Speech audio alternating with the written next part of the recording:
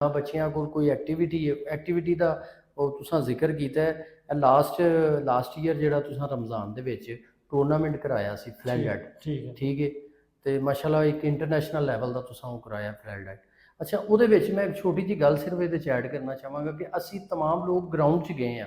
Ground ਦਾ ਤਾਂ ਮਕਸਦ ਇਹ ਵੀ ਨਾ ਕਿ ਅਸੀਂ ਇੰਜੋਏ ਕਰੀਏ, ਆਪਣੇ ਜਿਸਮ ਨੂੰ ਥੋੜ੍ਹੀ ਹਰਕਤ ਦਈਏ। ਲੇਕਿਨ ਤੁਸੀਂ ਯਕੀਨ ਕਰੋ ਕਿ ਤੁਸੀਂ ਇਹਦੇ ਵਿੱਚ ਖੇਡ ਰਹੇ ਸੋ ਨਾ ਐਜ਼ ਏ ਖਿਲਾੜੀ, ਲੇਕਿਨ ਅਸੀਂ ਬਾਹਰ ਬਹਿ ਕੇ ਵੇਖਦੇ ਸਾਂ ਕਿ ਅਗਰ ਉੱਥੇ 500 ਬੰਦਾ ਬੈਠਾ ਹੈ, 200 ਬੈਠਾ ਹੈ ਨਾ, ਉਹਦੇ 'ਚੋਂ ਅੱਧੇ ਤੋਂ ਜ਼ਿਆਦਾ ਮੋਬਾਈਲ 'ਤੇ ਲੱਗੇ ਨੇ ਗਰਾਊਂਡ 'ਚ ਬਹਿ ਕੇ। ਇਸ ਚੀਜ਼ ਨੂੰ ਫਿਜ਼ੀਕਲੀ ਐਕਟੀਵਿਟੀ ਮੁਤਾਰਫ ਕਰਾਉਣਾ, ਕਿਉਂਕਿ ਵਾਕ ਐਕਸਰਸਾਈਜ਼ ਇਹ ਚੀਜ਼ਾਂ ਤੁਹਾਡੀ ਜ਼ਿੰਦਗੀ ਦੇ ਵਿੱਚ ਬਹੁਤ ਹੀ ਜ਼ਰੂਰੀ ਨੇ।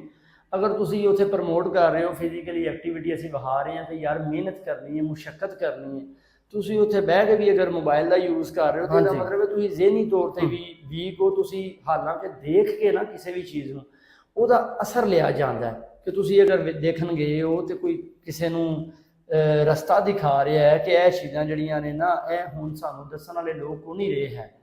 ਤੇ ਔਰ ਸਿਰਫ ਕੋਈ ਵੀ ਸਪੋਰਟਸ ਦੇ ਨਾਲ ਅਟੈਚਮੈਂਟ ਦਾ ਮਤਲਬ ਇਹ ਹੁੰਦਾ ਹੈ ਕਿ ਹੈਲਥ ਐਕਟੀਵਿਟੀ, ਬਿਲਕੁਲ ਠੀਕ, ਹੈਲਥ ਅਵੇਅਰਨੈਸ ਅਸੀਂ ਸਿਰਫ ਦੇਣਾ ਚਾਹ ਰਹੇ ਹਾਂ ਕਿ ਤੁਸੀਂ ਇਹਨਾਂ ਚੀਜ਼ਾਂ ਦੇ ਵਿੱਚ ਬਹੁਤ ਘੱਟ ਲੋਕਾਂ ਦੀ ਤਵੱਜੋ ਹੋਵੇ। ਉਹਦਾ ਮਤਲਬ ਇਹ ਹਰਗਿਜ਼ ਨਹੀਂ ਹੈ ਕਿ ਅਸੀਂ ਲੋਕਾਂ ਨੂੰ ਇਹ ਕਹਿਣਾ ਚਾਹ ਰਹੇ ਹਾਂ ਕਿ ਤੁਸੀਂ ਸਾਰਾ ਸਾਲ ਹੀ ਇਹ ਖੇਡੋ ਜਾਂ ਤੁਸੀਂ ਲਗਾਤਾਰ ਹੀ ਖੇਡੋ। ਸਾਡਾ ਸਿਰਫ ਮਕਸਦ ਇਹ ਹੁੰਦਾ ਸੀ ਕਿ ਤੁਸੀਂ ਇੱਕ ਵੀਕ ਦੇ ਵਿੱਚ ਕਮ ਅਜ਼ ਕਮ ਇੱਕ ਦਿਨ ਐਸਾ ਰੱਖੋ ਜਿਹਦੇ ਵਿੱਚ ਤੁਸੀਂ ਕੋਈ 2-4 ਘੰਟੇ ਖੁਦ ਨੂੰ ਦੇ ਸਕੋ। ਤੁਸੀਂ ਬਾਕੀ ਚੀਜ਼ਾਂ ਦੇ ਉੱਤੇ, ਕਿਉਂਕਿ ਅੱਜ ਕੱਲ੍ਹ ਦੇ ਦੌਰ ਦੇ ਵਿੱਚ ਤੁਸੀਂ ਜਿੰਨਾ ਕੁ ਮੋਬਾਈਲ ਦੇ ਉੱਤੇ ਜਾਂ ਡਿਜੀਟਲ ਮੀਡੀਆ ਦੇ ਉੱਤੇ, ਲੋਕਾਂ ਦੇ ਅੱਜ ਕੱਲ੍ਹ ਦੇ ਚਲੋ ਕੰਮ ਹੀ ਜ਼ਿਆਦਾਤਰ ਸੋਸ਼ਲ ਮੀਡੀਆ 'ਤੇ ਹੋ ਗਏ ਨੇ ਨਾ, ਵਰਕ ਹੀ ਸਾਰੇ ਦਾ ਸਾਰਾ ਲੈਪਟਾਪ ਹੈ ਜਾਂ ਕੰਪਿਊਟਰ ਹੈ, ਤੁਹਾਡਾ ਕੰਮ ਉੱਧਰ ਹੋ ਰਿਹਾ। ਤੁਹਾਡੇ ਸਾਰਾ ਸਰਵਾਈਕਲ ਸਿਸਟਮ ਜਿਹੜਾ ਅਸਾਬ ਹੈ ਤੁਹਾਡਾ, ਇਹਦੇ 'ਤੇ ਤੁਹਾਡਾ ਸਾਰੇ ਦਾ ਸਾਰਾ ਬਰਡਨ ਪੈਂਦਾ। ਤੁਸੀਂ ਸਟਰੈਸ ਲੈਂਦੇ ਹੋ ਤੇ ਸਟਰੈਸ ਜਿਹੜੀ ਹੈ ਨਾ ਉਹਨੂੰ ਰਿਲੀਜ਼ ਕਰਨ ਵਾਸਤੇ ਉਸ ਤੁਹਾਡਾ ਕੰਮ ਹੀ ਮੁਸ਼ੱਕਤ ਹੈ, ਐਕਸਰਸਾਈਜ਼ ਹੈ, ਵਾਕ ਹੈ। ਤੁਸੀਂ ਪ੍ਰੋਪਰ ਗਰਾਊਂਡਾਂ ਨੂੰ ਆਬਾਦ ਕਰੋਗੇ, ਤੁਸੀਂ ਫਿਜ਼ੀਕਲ ਐਕਟੀਵਿਟੀ ਕਰੋਗੇ, ਉਹਦੇ ਵਿੱਚ ਫਿਰ ਤੁਸੀਂ ਦੁਨੀਆ ਦੇ ਨਾਲੋਂ ਫਿਲਹਾਲ 2-4 ਘੰਟੇ ਵਾਸਤੇ ਨਾ ਬਿਲਕੁਲ ਤੁਹਾਡੀ ਅਟੈਚਮੈਂਟ ਉਹਦੇ ਨਾਲ ਨਹੀਂ ਰਹਿੰਦੀ, ਤੁਹਾਡੀ ਗਰਾਊਂਡ ਨਾਲ ਹੋ ਜਾਂਦੀ।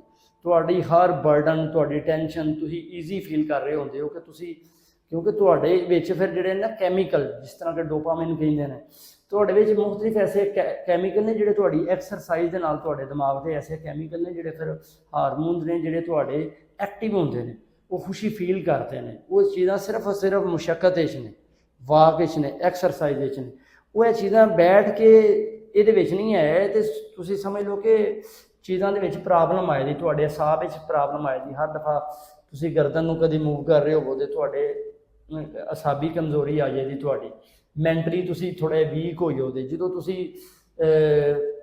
ਫਿਜ਼ੀਕਲ ਐਕਟੀਵਿਟੀ ਕੋਈ ਵੀ ਕਰੋਗੇ ਤਾਂ ਉਹਦੇ ਤੁਸੀਂ ਮਜ਼ੀਦ ਖੁਦ ਨੂੰ ਨਾ ਐਕਟੀਵੇਟ ਮਹਿਸੂਸ ਕਰੋਗੇ, ਤੁਸੀਂ ਲੌਂਗ ਟਰਮ ਖੁਦ ਨੂੰ ਬੜਾ ਹੈਪੀ ਫੀਲ ਕਰੋਗੇ, ਤੁਸੀਂ ਈਜ਼ੀ ਫੀਲ ਕਰੋਗੇ ਕਿ ਤੁਸੀਂ ਸਮਝੋਗੇ ਕਿ ਅਸੀਂ ਇੱਕ ਅੱਛੀ ਤੇ ਬਾਵਕਾਰ ਜ਼ਿੰਦਗੀ ਗੁਜ਼ਾਰ ਰਹੇ।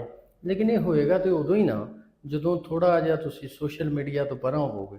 ਅਸੀਂ ਤੇ ਉਹਦੇ ਤੋਂ ਪਰਾਂ ਹੋਣ ਨੂੰ ਤਿਆਰ ਹੀ ਨਹੀਂ। ਸਾਨੂੰ ਸਪੋਰਟਸ ਵੀ ਅਗਰ ਅਸਾਂ ਖੇਡਣੀ ਹੈ ਨਾ ਤਾਂ ਵੀ ਅਸਾਂ ਮੋਬਾਈਲ ਤੇ ਖੇਡਣੀ ਹੈ। ਅਗਰ ਅਸਾਂ ਕਿਸੇ ਦੇ ਨਾਲ ਹਿਸਾਬ ਕਰਨਾ ਹੈ ਨਾ, ਉਹ ਵੀ ਅਸਾਂ ਮੋਬਾਈਲ ਤੇ ਕਰਨਾ ਹੈ। ਅਗਰ ਅਸਾਂ ਕਿਸੇ ਨੂੰ ਖਤ ਲਿਖਣਾ ਹੈ ਤਾਂ ਉਹ ਵੀ ਮੋਬਾਈਲ ਤੇ ਲਿਖਣਾ ਹੈ। ਚਲੋ ਇਹ ਚੀਜ਼ਾਂ ਤੇ ਕਿਸੇ ਹੱਦ ਤੱਕ ਸਾਨੂੰ ਸਮਝ ਆਉਂਦੀਆਂ ਨੇ ਕਿ ਜ਼ਰੂਰੀਆਤ ਜ਼ਿੰਦਗੀ ਹੈ, ਜ਼ਰੂਰੀਆਤ ਮੁਆਸ਼ਰਾ ਹੈ। ਲੇਕਿਨ ਇਹਦੇ ਅਗੇਂਸਟ ਇਹਨੂੰ ਆਪਣਾ ਬਿਲਕੁਲ ਆਦੀ ਨਾ ਬਣਾਓ ਸੋਸ਼ਲ ਮੀਡੀਆ ਨੂੰ, ਕਿ ਜਿਸ ਤਰ੍ਹਾਂ ਕਿ ਤੁਸੀਂ ਆਪਣੀ ਹੈਲਥ ਵੱਲ ਵੀ ਤਵੱਜੋ ਨਾ ਦੇ ਸਕੋ, ਆਪਣੇ ਮਾਈਂਡ ਵੱਲ ਤਵੱਜੋ ਨਾ ਦੇ ਸਕੋ। ਔਰ ਸਭ ਤੋਂ ਵੱਡਾ ਨੁਕਸਾਨ ਜਿਹੜਾ ਹੈ, ਅਸੀਂ ਆਪਣਾ ਫਿਊਚਰ ਜਿਹੜਾ ਖਰਾਬ ਕਰ ਰਹੇ ਹਾਂ ਭਾਈ।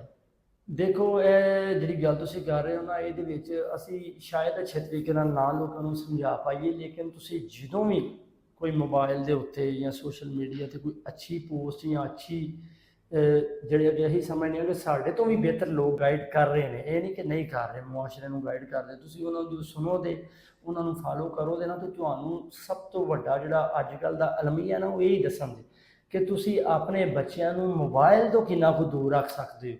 ਤੁਸੀਂ ਆਪਣੇ ਬੱਚਿਆਂ ਨੂੰ ਡਿਜੀਟਲ ਮੀਡੀਆ, ਸੋਸ਼ਲ ਮੀਡੀਆ ਤੋਂ ਦੂਰ ਕਿੰਨਾ ਰੱਖਣਾ। ਤੁਸੀਂ ਇਹਨਾਂ ਨੂੰ ਜੋ ਦੂਰ ਰੱਖੋਗੇ ਤੇ ਫਿਰ ਤੁਹਾਨੂੰ ਉਹਦਾ ਆਲਟਰਨੇਟ ਕੁਝ ਨਾ ਕੋਈ ਤਾਂ ਚਾਹੀਦਾ ਨਾ।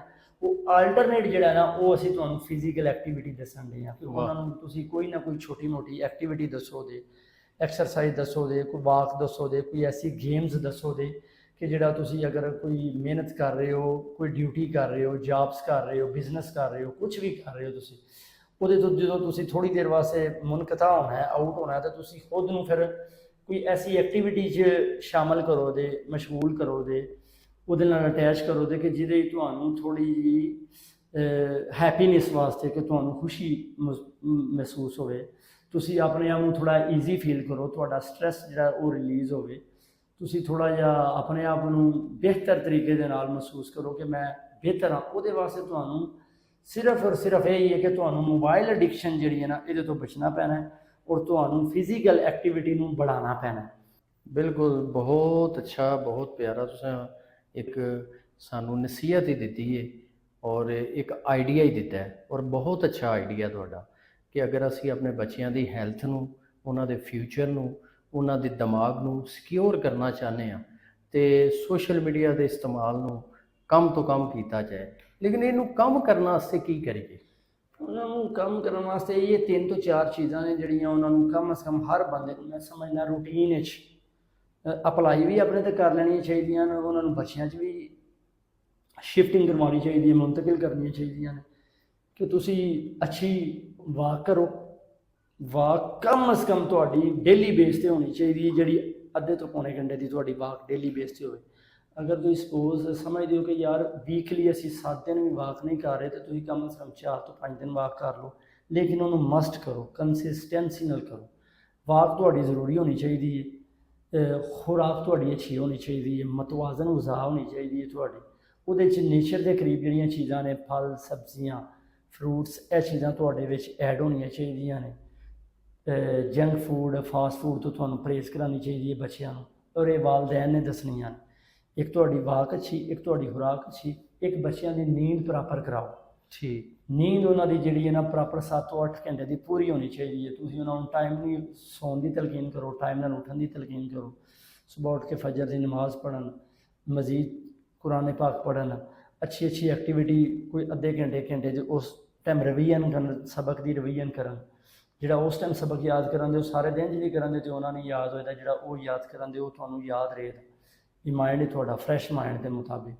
ਉਸ ਤੋਂ ਬਾਅਦ ਡੇਲੀ ਬੇਸ 'ਤੇ ਉਹਨਾਂ ਨਾਲ ਗੱਪਸ਼ਪ ਲਾਓ। ਤੁਸੀਂ ਡੇਲੀ ਖੁਦ ਉਹਨਾਂ ਨੂੰ ਟਾਈਮ ਦਿਓ, ਅੱਛਾ ਟਾਈਮ ਦਿਓ, 1 ਘੰਟਾ ਦਿਓ, ਅੱਧਾ ਘੰਟਾ ਦਿਓ, ਲੇਕਿਨ ਬੱਚਿਆਂ ਨੂੰ ਜ਼ਰੂਰ ਕੋਈ ਨਾ ਕੋਈ ਤੁਸੀਂ ਉਹਨਾਂ ਦੇ ਆਪ ਦੋਸਤ ਬਣੋ, ਆਪ ਉਹਨਾਂ ਦੇ ਨਾਲ ਗੱਪਸ਼ਪ ਲਗਾਓ।